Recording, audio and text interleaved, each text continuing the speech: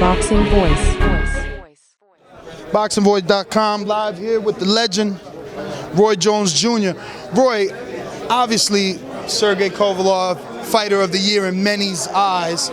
But are you looking at this fight as a bit of a test for you to prove just what sort of level of a trainer you are? Taking a guy in Jean Pascal that was already at the height of his career and had a setback, and now is jumping in the ring to show that he means business. He's jumping in the ring with the monster of the division.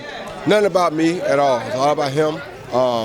What happens, happens. You know what I'm saying? It's like they both fighters. I can't fight for him, so it's not me proving anything. I can't prove that. I can prove that I can help better him, which I've already proven.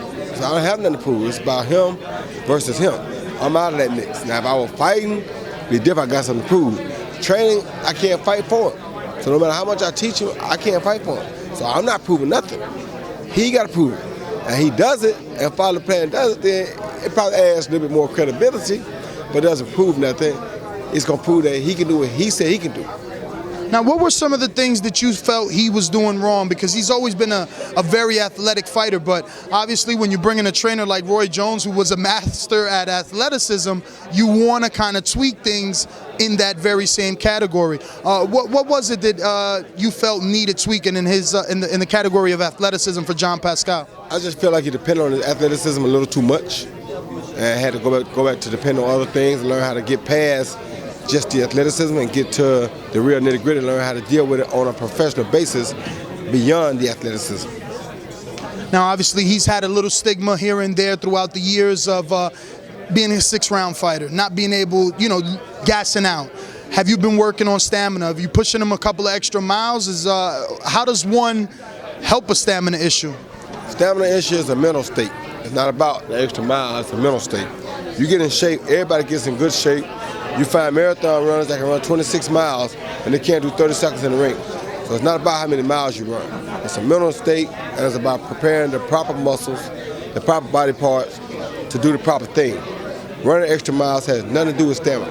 Because like I said, you can find a marathon runner who can run 26 miles and he can't go 30 seconds boxing because it's a whole different ball game.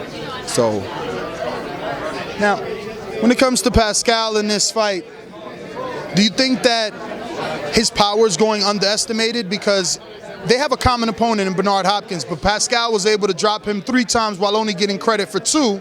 And I don't think that Kovalev scored a knockdown. Oh, he dropped 1? Okay, so he scored 1 knockdown. So the power may or may not be kind of equal, and just one man delivers it differently. No, the power is not an issue. We're looking more right now at Chris Jerry Ruslan providing the cough type of stuff. We got a crusher and a boxer. So right now we're thinking boxing terms. We ain't really thinking about power yet. After fighting years, we'll probably start thinking fighter, and thinking more power. But Pascal's a superior athlete with punching power. He don't need to think about power. He got that already. So. Now, you commentated on Kovalev's last fight. Is that coming into the play in the game plan? The fact that he wasn't looking to land every shot. He wanted to land every shot anywhere on the body, whether that be the head, the shoulders, the body, or the forearms. He didn't care. He just wanted to make some sort of contact. So did that change the game plan a little? That you got a smart guy in front of you that he's not just looking for the knockout? No, that's just how you beat a 50-year-old man. You beat up his old body. That was just very smart on Kovalev's part, which I knew that you can give John David Jackson and Kovalev credit for that. All right, well, I can't let you get out of here without talking about the obvious. Manny Pacquiao's already saying that, well, he did say he signed his contract. It looks like it's going to happen. Signed his.